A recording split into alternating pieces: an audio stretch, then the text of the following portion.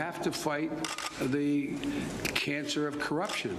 But then something strange happened. It said the appointment of the vice president's son to a Ukrainian oil board looks nepotistic at best, nefarious at worst.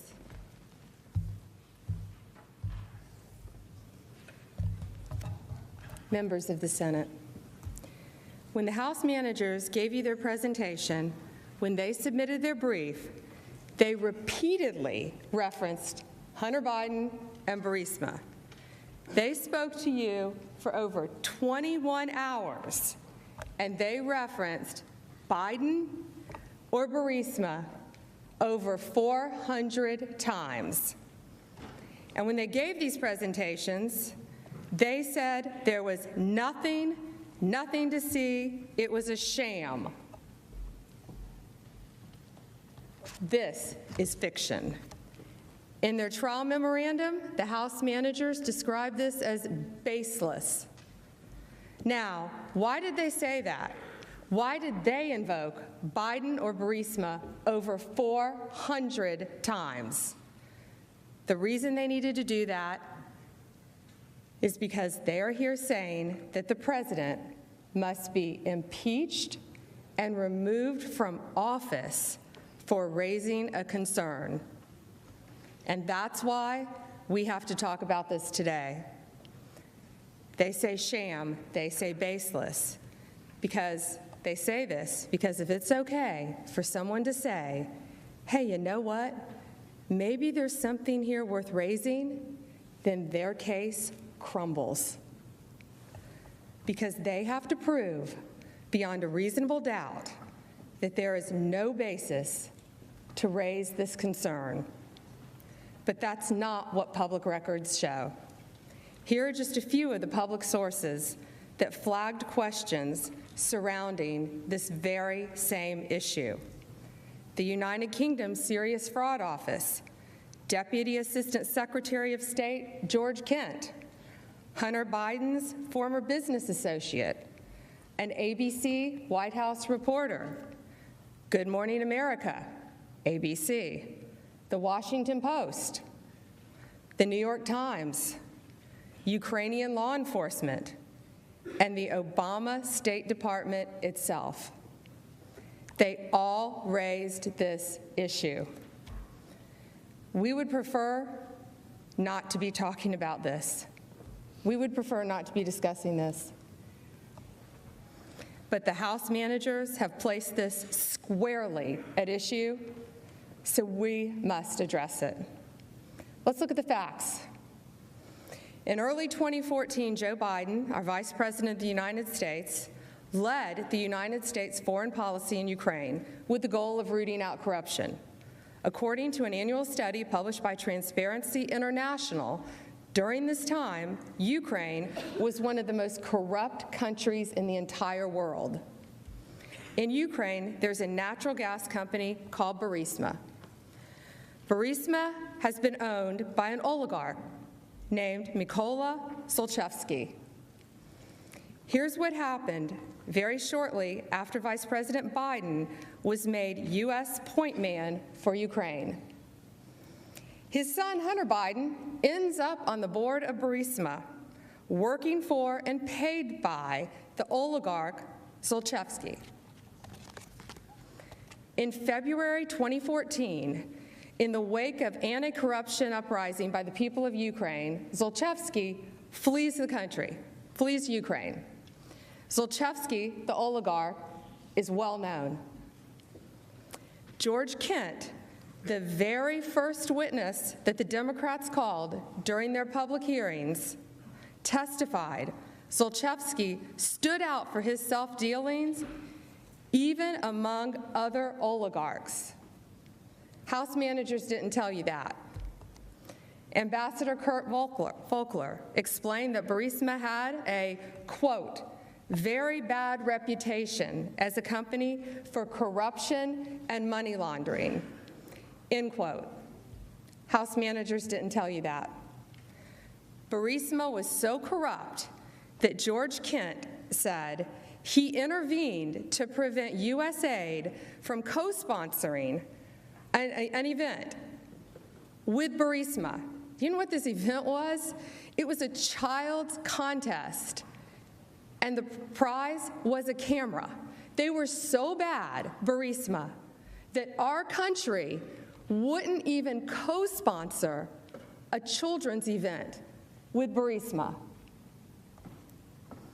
In March 2014, the United Kingdom Serious Fraud Office opens a money laundering investigation into the oligarch Zlochevsky and his company, Burisma. The very next month, April 2014, according to a public report, Hunter Biden quietly joins the board of Burisma. Remember, early 2014 was when Vice President Biden began leading Ukraine policy. Here's how Hunter Biden came to join Burisma's board in April 2014. He was brought on the board by Devon Archer, his business partner. Devon Archer was college roommates with Chris Hines, stepson of Secretary of State John Kerry. All three men, Hunter Biden, Devon Archer, and Chris Hines, had all started an investment firm together. Public records show that April 16, 2014, Devon Archer meets with Vice President Biden at the White House. Just 2 days later, on April 18, 2014, is when Hunter Biden quietly joins Burisma, according to public reporting. Remember, this is just 1 month after the United Kingdom Serious Fraud Office opened a money laundering case into Burisma. Hunter Biden joins their board.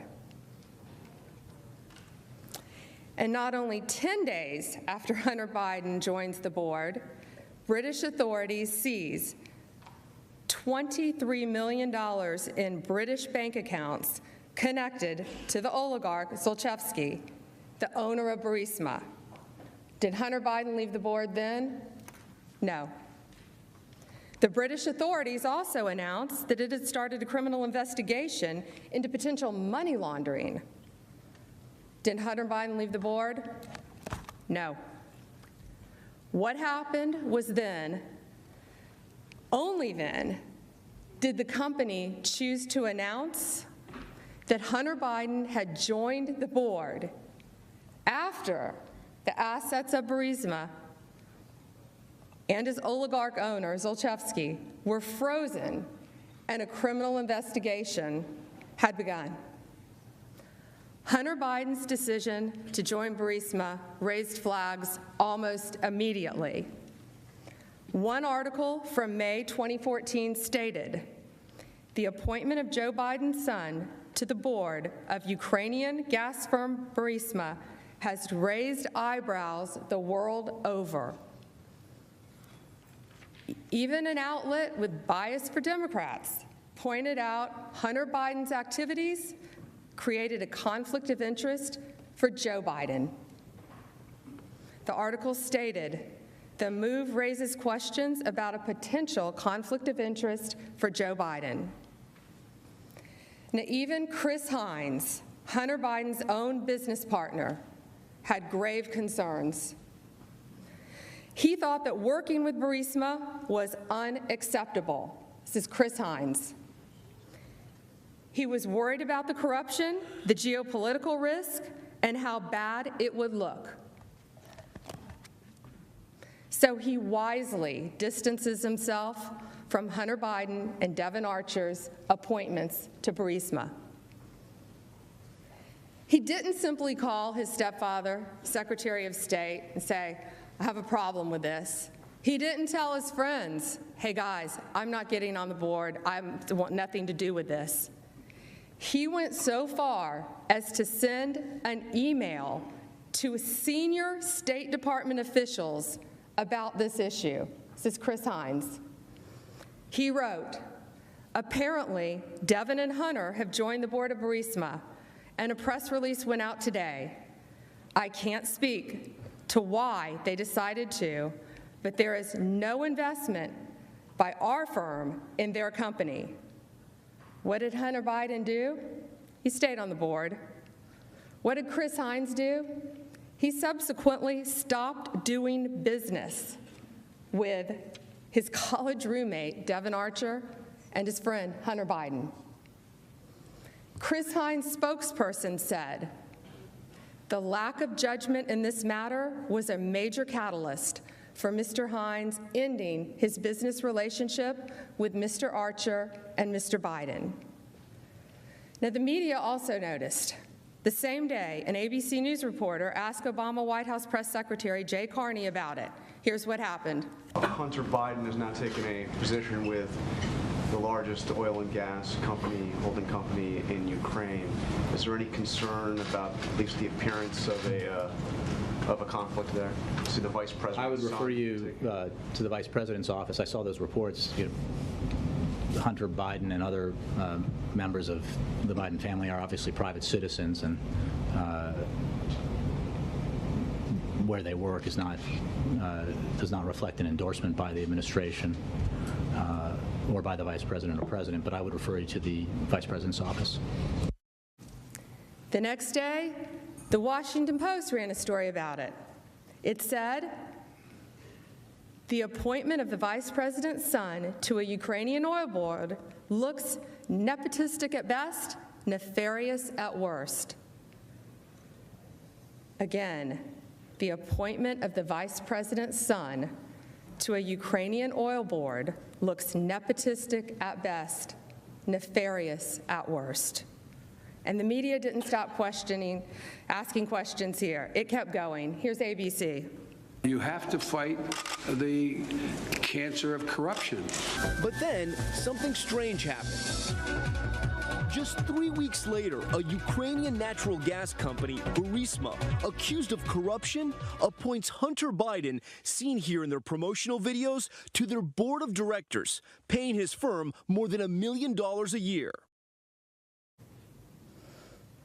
Here's more from ABC. Continued on. And Ukraine wasn't the only country where Hunter Biden's business and his father's diplomacy as vice president intersected.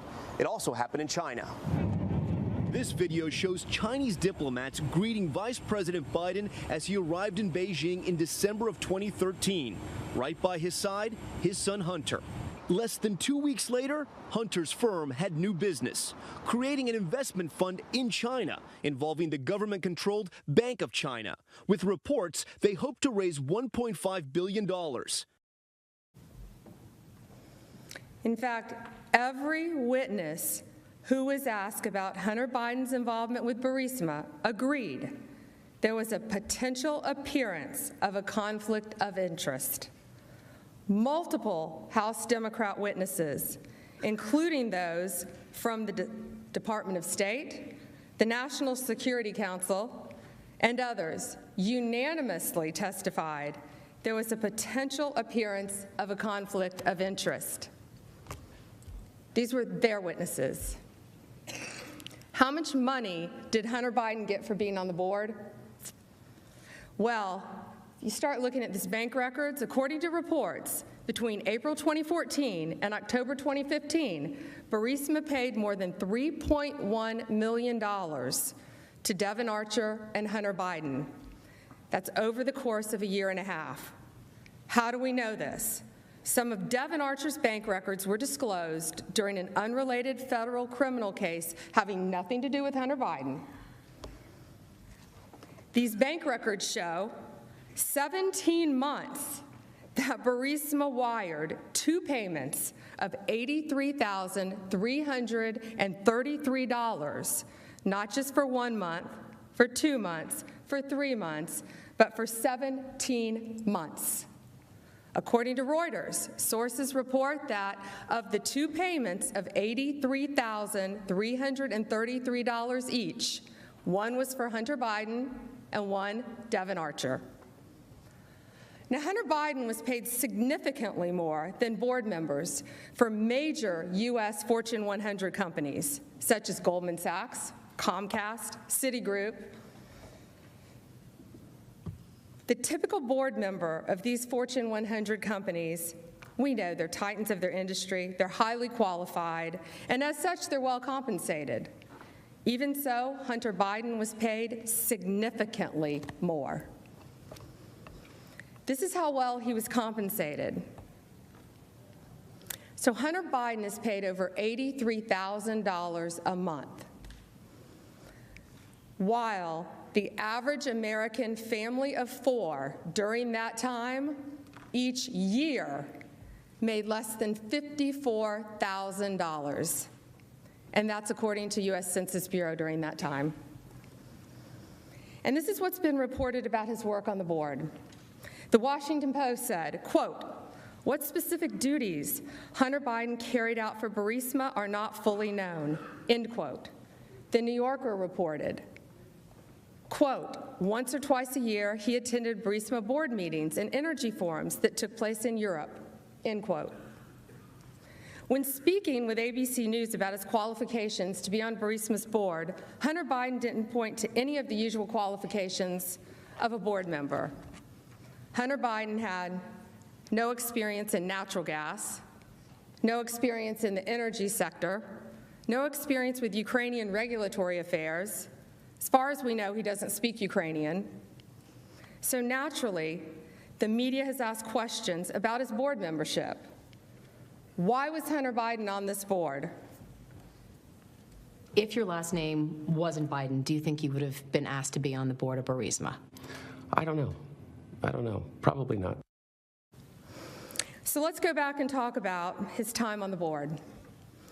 Remember, he joined Burisma's board April 2014, while the United Kingdom had an open money laundering case against Burisma and its owner, the oligarch Zlochevsky.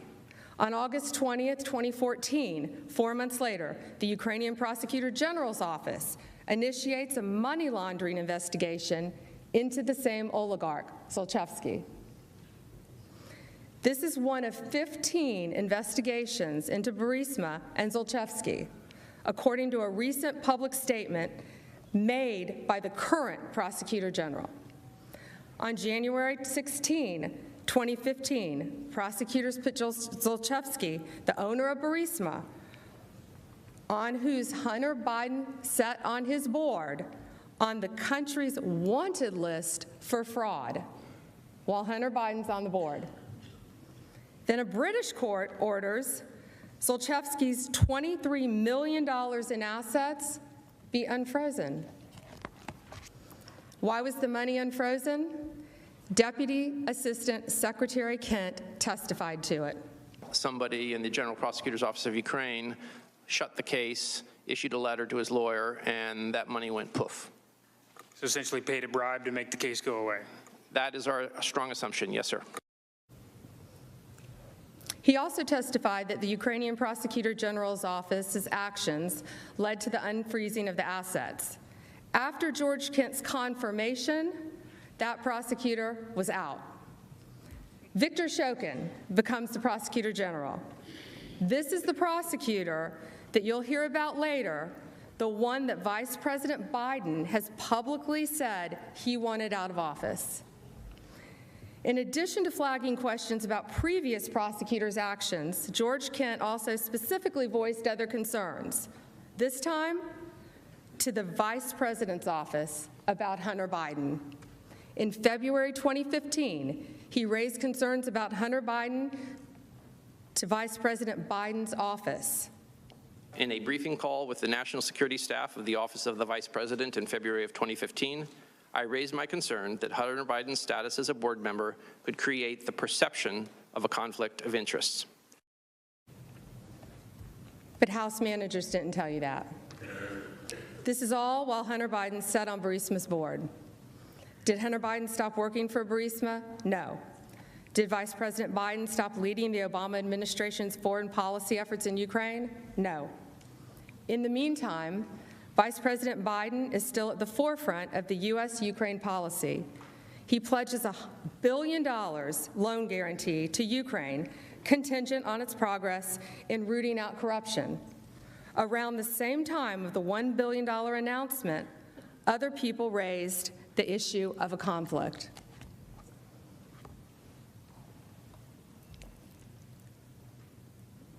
As Obama administration's special envoy for energy policy told The New Yorker, It raised Hunter Biden's participation on the board of Burisma. He raised it directly with the vice president himself. This is a special envoy to President Obama. And the media had questions too. December 8th, 2015, the New York Times publishes an article that Prosecutor General Shokin was investigating Burisma and its owner, Zlochevsky. The Times report, here's their quote, the credibility of the vice president's anti-corruption message may have been undermined by the association of his son, Hunter Biden, end quote, with Burisma and its owner, Zlochevsky. And it wasn't just one reporter who asked questions about the line between Burisma and the Obama administration. As we learned recently through reporting on Fox News, on January 19th, 2016, there was a meeting between Obama administration officials and Ukrainian prosecutors. Ken Vogel, journalist for the New York Times, asked the State Department about this meeting. He wanted more information about the meeting, quote, where U.S. support for prosecutions of Burisma holdings in the United Kingdom and Ukraine were discussed, end quote.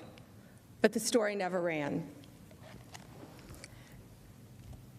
Around the time of the reported story, January 2016, meeting between the Obama administration and Ukrainian officials took place, according to a Ukrainian press report, as translated, says, quote, the U.S. Department of State made it clear to the Ukrainian authorities that it was linking the $1 billion in loan guarantees to the dismissal of Prosecutor General Viktor Shokin, end quote.